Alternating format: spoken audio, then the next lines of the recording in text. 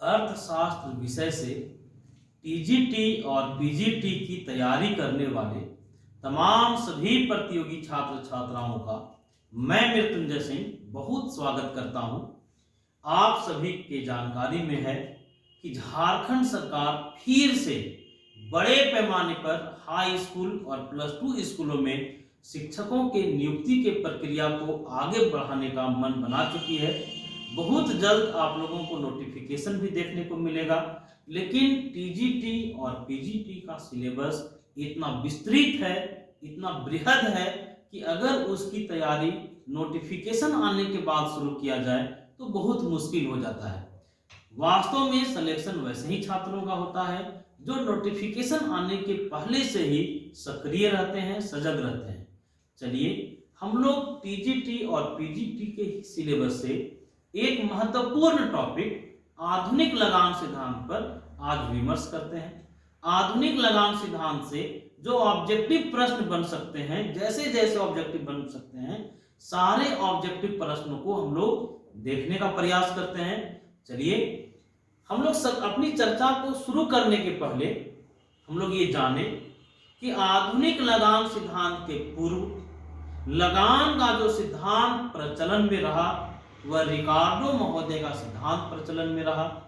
हम सभी लोगों की जानकारी में है कि रिकार्डो महोदय का नाम अर्थशास्त्र में अगर अमर हो सका तो उनके लगान के सिद्धांत के कारण हो पाया।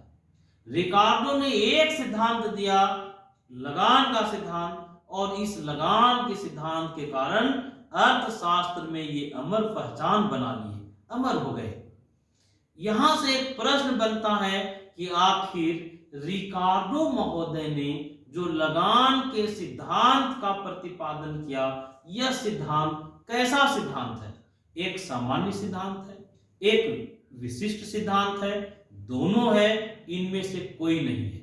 हम लोगों ने यहां से एक विमर्श शुरू किया कि आखिर रिकार्डो महोदय ने जो लगान का सिद्धांत दिया वह सिद्धांत कैसा है? एक सामान्य सिद्धांत है, एक जनरल थ्योरी है, एक स्पेसिफिक सिद्धांत है, एक विशिष्ट सिद्धांत है, दोनों है या इनमें से कोई नहीं? तो हम लोगों को ये जान लेना होगा कि विशिष्ट सिद्धांत क्या है, स्पेसिफिक थ्योरी क्या है और जनरल थ्योरी क्या है। क्योंकि रिकार्डो का जो लगान सिद्धांत रहा वो भूमि तक सीमित रहा। रिकार्डो का मानना था कि लगान सिर्फ भूमि को मिलता है, मतलब रिकार्डो महोदय ने सिर्फ उत्पादन के एक साधन भूमि के मजदूरी का निर्धारण कैसे हो इस पर चर्चा किया। सिर्फ उत्पादन के एक साधन की पारिश्रमिक या मजदूरी निर्धारित करने का काम रिकार्डो ने अपने लगान सिद्धांत में किया, इसलिए इसे स्पेसिफिक सिद्धांत या इसे विशिष्ट सिद्धांत कहते हैं।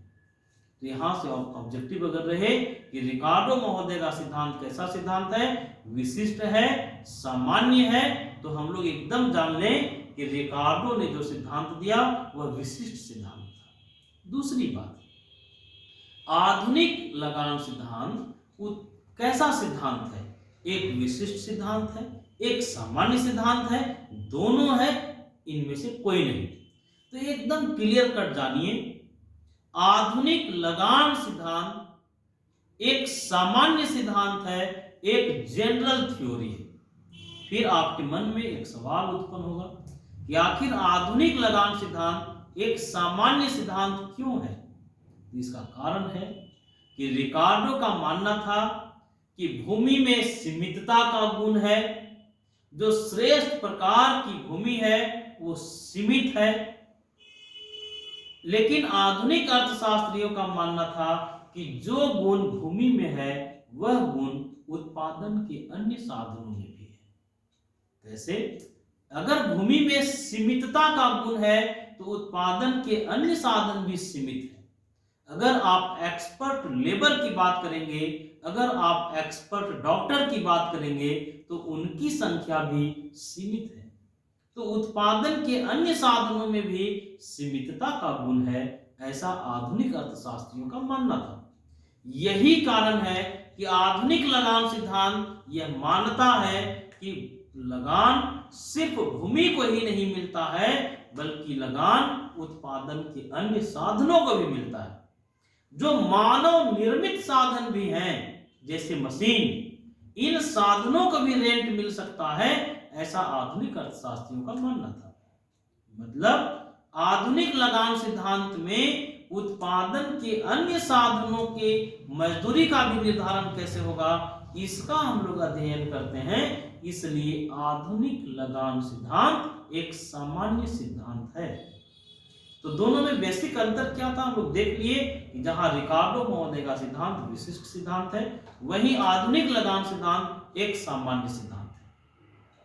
अब अगला प्रश्न उठता है कि आखिर आधुनिक लगान सिद्धांत का प्रतिपादन किसने किया। तो हम लोगों को जानना चाहिए, आधुनिक लगान सिद्धांत के प्रतिपादक अर्थशास्त्रियों में प्रमुख नाम आता है श्रीमती जॉन रॉबिन्सन का। कई बार प्रश्न पूछा गया है, जॉन रॉबिन्सन को, श्रीमती जॉन रॉबिन्सन को आधुनिक लगान सिद्धांत का प्रतिपादक माना जाता है। एक बात और भी जानना चाहिए कि बोल्डिंग महोदय भी आधुनिक लगान सिद्धांत के विकास में महत्वपूर्ण भूमिका निभाए। रॉबिन्सन, बोल्डिंग ये वे अर्थशास्त्री हैं जो आधुनिक लगान सिद्धांत के विकास में अपना महत्वपूर्ण भूमिका निभाए। अब यहां से हम लोगों को ये जानकारी रखना होगा कि आधुनिक लगान सिद्धांत क्यों उत्पन्न होता है। आधुनिक अर्थशास्त्रियों ने, आधुनिक अर्थचिंतकों ने बताया कि साधनों के, उत्पादन के साधनों के विशिष्टता के गुण के कारण या उत्पादन के साधनों की पूर्ति की लोच के कारण लगान की उत्पत्ति होती है, ऐसा आधुनिक अर्थचिंतकों ने बताया। एक अर्थशास्त्री हैं, उनका नाम है वीजर, वीजर महोदय, वॉन वीजर, वॉन वीजर ऑस्ट्रियन अर्थशास्त्री हैं। वॉन वीजर ने उत्पादन के साधनों को मोटे तौर पर दो वर्गों में बांटा। कौन? तो वॉन वीजर कहां के रहने वाले हैं? तो ऑस्ट्रिया, ऑस्ट्रियन अर्थशास्त्री हैं। ऑस्ट्रियन अर्थशास्त्री वॉन वीजर ने उत्पादन के साधनों को कितने वर्गों में बांटा? तो दो वर्गों में बांटा। कौन कौन? तो पहला पूर्णतः विशिष्ट साधन, पहला कहा पूर्णतः विशिष्ट, पूर्णतः विशिष्ट साधन, और दूसरा साधन था पूर्णतः अविशिष्ट साधन। यहां से कई बार कई प्रकार के ऑब्जेक्टिव पूछे गए हैं, क्योंकि देखिए कोई भी वीडियो क्लास प्रारंभ करने के पहले हम भी बहुत सारा होमवर्क करते हैं। इस टॉपिक से, जो भी टॉपिक शुरू किया जाता है, उस टॉपिक से अलग अलग टाइम में जो क्वेश्चन प्रतियोगी परीक्षाओं में पूछे जाते हैं, उन्हें हम जरूर देखने का प्रयास करते हैं। तो वॉन वीजर ने उत्पादन के साधनों को दो वर्गों में बांटा। पहला पूर्णतः विशिष्ट साधन, परफेक्टली स्पेसिफिक फैक्टर, और दूसरा पूर्णतः अविशिष्ट साधन, परफेक्टली नॉन स्पेसिफिक फैक्टर। तो हम लोगों को जानना पड़ेगा कि उत्पादन का कौन सा साधन पूर्णतः अविशिष्ट है, उत्पादन का कौन सा साधन पूर्णतः अविशिष्ट है। पूर्णतः विशिष्ट साधनों के बारे में वीजर महोदय ने बताया कि उत्पादन के किसी भी साधन को आप कैसे पहचानेंगे कि यह पूर्णतः विशिष्ट साधन है। तो पहचानने का पहला तरीका वीजर ने बताया कि वैसे साधन जिनकी अवसर लागत जीरो। वीजर ने कहा कि उत्पादन के वैसे साधन जिनका अवसर लागत शून्य होगा, वैसे साधन पूर्णतः विशिष्ट साधन कहलाएंगे या परफेक्टली स्पेसिफिक फैक्टर कहलाएंगे। तो हम लोगों ने देखा कि अवसर लागत जीरो। अवसर लागत का क्या मतलब है? हम लोगों के जानकारी में है कि अवसर लागत का मतलब है कि उत्पादन के जितने भी साधन होते हैं सभी साधनों का वैकल्पिक प्रयोग हो सकता है। उत्पादन के जितने भी साधन हैं सारे साधनों का वैकल्पिक प्रयोग होता है। उत्पादन का कोई भी साधन यदि अपने सर्वश्रेष्ठ विकल्प को चुनना चाहेगा तो उसको अन्य विकल्पों का त्याग करना पड़ेगा, अन्य विकल्पों को त्यागना पड़ेगा। आर्थिक भाषा में इसे अवसर लागत कहा जाता है। जैसे मान लीजिए हम एक टीचर हैं, हम पढ़ाने के अलावे भी बहुत सारे काम कर सकते हैं।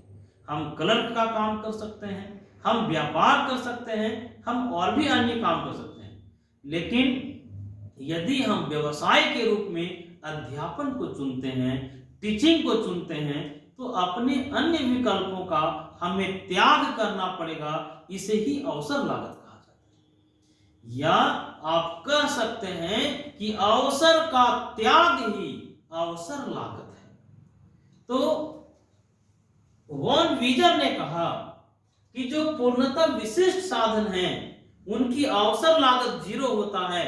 मतलब वैसे साधनों का प्रयोग किसी खास काम में ही हो सकता है, उस काम के अलावे अन्य कामों में वैसे साधनों को नहीं लगाया जा सकता है। जैसे एग्जाम्पल के लिए मान लीजिए हम पढ़ाने के अलावे दुनिया का कोई दूसरा काम नहीं कर सकते हैं, तो हमारी अवसर लागत क्या है? 0 है। दूसरा काम हमको मिल नहीं सकता है। तो जिन साधनों का सिर्फ किसी खास काम में ही प्रयोग हो सकता है वैसे साधनों को वीजर ने पूर्णतः विशिष्ट साधन कहा। और इन साधनों के बारे में प्रोफेसर वीजर ने एक बात और कहा कि जो पूर्णतः विशिष्ट साधन होते हैं इन साधनों की पूर्ति की लोच कैसी होती है? तो इन साधनों की पूर्ति की लोच बेलोचदार होती है। एक्स एक्सिस में साधन की इकाई है, साधन की इकाई या साधनों की पूर्ति है, वाई एक्सिस में कीमत है, एस एस। डायग्राम को ध्यान से देखिए, इस डायग्राम से पता चल रहा है कि उस साधन के कीमत में परिवर्तन हो रहा है, कीमत में परिवर्तन हो रहा है, लेकिन साधनों के पूर्ति में कोई परिवर्तन नहीं हो रहा है। तो यहां से जो ऑब्जेक्टिव बन सकते हैं कि पूर्णतः विशिष्ट साधन की पूर्ति की लोच होता है पूर्णतः लोचदार, पूर्णतः बेलोचदार, इकाई लोचदार, इकाई से कम लोचदार, इनमें से कोई नहीं। तो हम लोग देख लिए कि जो साधन पूर्णतः विशिष्ट साधन होते हैं उनकी पूर्ति की लोच पूर्णतः बेलोचदार होती है। और हम लोगों ने देखा कि जो पूर्णतः विशिष्ट साधन होते हैं उनकी अवसर लागत 0 होता है।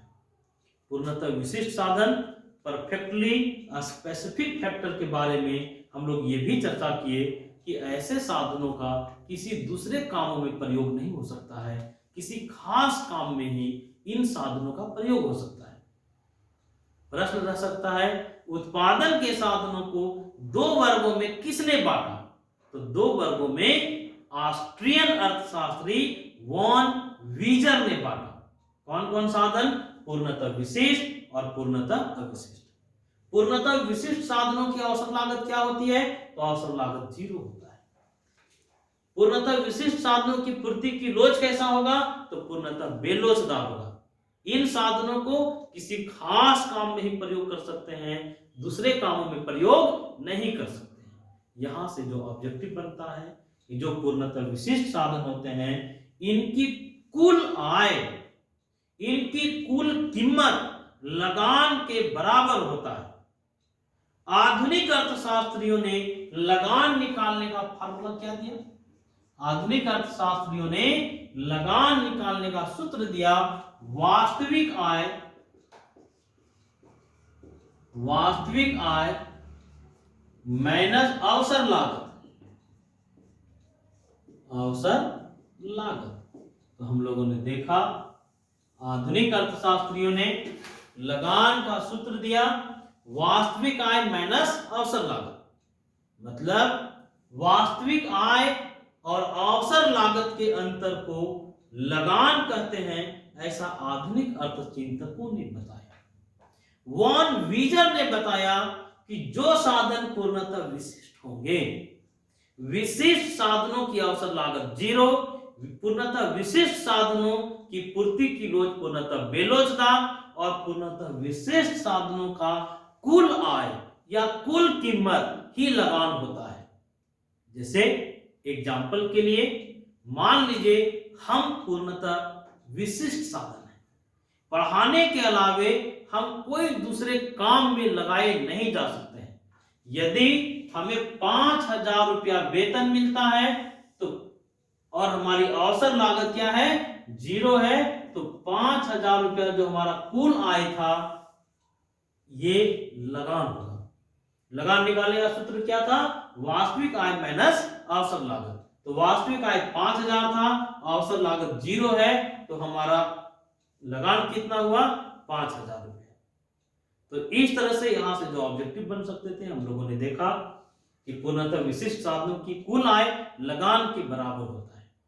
अब थोड़ा सा हम लोग पूर्णतः अविशिष्ट साधनों पर चर्चा कर ले। एक प्रश्न है, बताइए आधुनिक लगान सिद्धांत के प्रतिपादक कौन है? तो प्रतिपादक रॉबिन्सन है, लेकिन आधुनिक लगान सिद्धांत के विकास में बोल्डिंग महोदय का भी बहुत बड़ा योगदान रहा है। पूर्णतः अविशिष्ट साधन को समझिए। पूर्णतः अविशिष्ट साधन क्या है? पूर्णतः अविशिष्ट साधनों के बारे में वीजर महोदय ने बताया, वॉन वीजर महोदय ने बताया कि ऐसे साधन पूर्णतः गतिशील होते हैं। क्या क्या गुण बताया? पहला गुण बताया कि पूर्णतः गतिशीलता का गुण होता है, गतिशील होते हैं, मतलब एक व्यवसाय से दूसरे व्यवसाय में जा सकते हैं, एक काम से दूसरे काम में इन्हें आसानी से लगाया जा सकता है। वीजर ने पूर्णतः विशिष्ट साधनों के बारे में पहला बात तो ये कहा कि पूर्णतः अविशिष्ट साधन परफेक्टली नॉन स्पेसिफिक फैक्टर वैसे फैक्टर है, वैसे साधन है जिन्हें दूसरे व्यवसायों में लगाया जा सकता है, जो पूर्णतः गतिशील होते हैं। पहली बात। दूसरा कि ऐसे साधनों की पूर्ति की लोच पूर्णतः लोचदार होती है। देखिए पूर्णतः लोचदार होने का मतलब है एक्स एक्सिस में साधनों की इकाई है, वाई एक्सिस में कीमत है, इसकी पूर्ति अनंत है। इसी कीमत पर देखिए तो दूसरी विशेषता क्या था कि ऐसे साधन की पूर्ति की लोच पूर्णतः लोचदार होता है, और ऐसे साधन को किसी भी प्रकार का कोई लगान नहीं मिलता है, ये वीजर ने कहा। इन साधनों के बारे में वीजर महोदय ने कहा कि जो साधन पूर्णतः अविशिष्ट होंगे इनकी पूर्ति की लोच कैसी होगी, तो पूर्ति की लोच पूर्णतः लोचदार होगा। ऐसे साधन पूर्णतः गतिशील होंगे, एक व्यवसाय से दूसरे व्यवसाय में जा सकेंगे, ऐसे साधन प्रचुर मात्रा में रहते हैं, और इन साधनों को कोई लगान नहीं मिलता है, ये वीजर महोदय ने समझाया। तो यहां से ऑब्जेक्टिव बनेगा कि पूर्णतः अविशिष्ट साधनों की पूर्ति की लोच होती है, तो पूर्णतः अविशिष्ट साधनों की पूर्ति की लोच पूर्णतः लोचदार होता है। ये साधन पूर्णतः गतिशील होते हैं और इन साधनों को कोई भी लगान नहीं मिलता है। लेकिन वीजर ने कहा कि विशिष्ट होना, साधनों का विशिष्ट होना या साधनों का अविशिष्ट होना, ये समय पर निर्भर करता है। वॉन वीजर ने कहा कि कोई साधन अगर आज पूर्णतः विशिष्ट है तो कोई जरूरी नहीं है कि 2 महीना के बाद वह साधन पूर्णतः विशिष्ट ही रहे।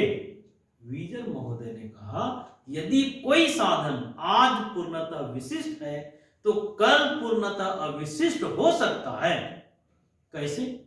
लोग जब जानना चाहे वीजर महोदय से कि कोई साधन आज पूर्णतः विशिष्ट है तो कल पूर्णतः अविशिष्ट कैसे हो जाएगा, तो उन्होंने एक तर्क दिया, एक एग्जाम्पल दिया। एग्जाम्पल ये था कि जैसे मान लीजिए कोई भूमि का टुकड़ा है, कोई खेत है, मान लीजिए ये एक खेत है और इस खेत में टमाटर लगा हुआ है, इस खेत में टमाटर लगाया हुआ है। जब तक इस खेत में टमाटर लगा हुआ रहेगा, यह साधन किस कैटेगरी में आएगा?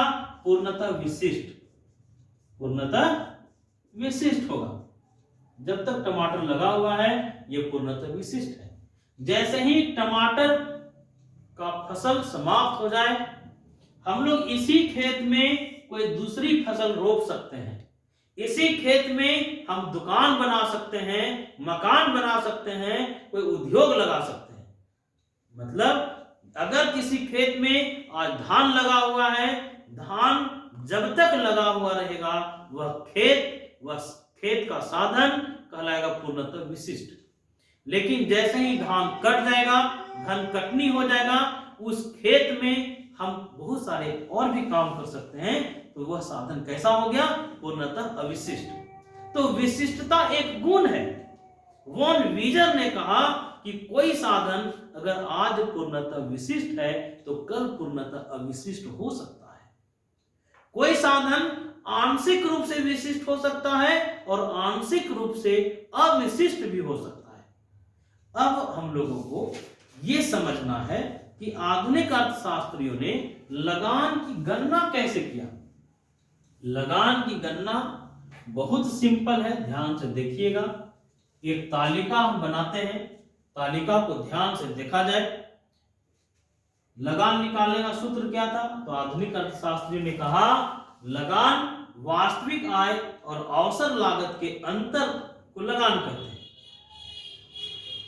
जैसे एक कर्मचारी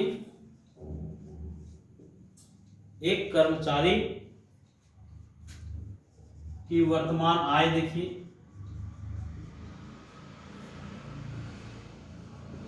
कोई भी कर्मचारी है, जैसे मान लीजिए टीचर है, मान लीजिए, तो उसका वर्तमान आय और उसकी अवसर लागत देखा जाए।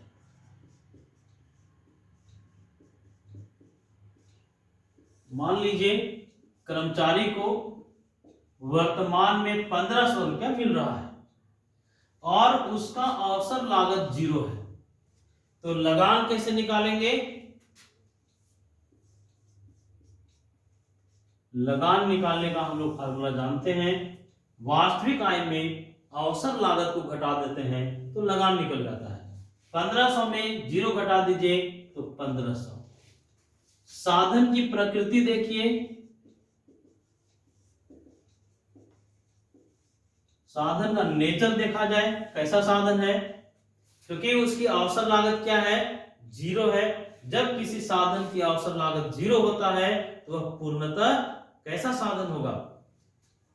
हम लोग जानते हैं कि जब किसी साधन की अवसर लागत 0 होता है तो वह साधन पूर्णतः अविशिष्ट साधन होता है। कैसा? पूर्णतः अविशिष्ट।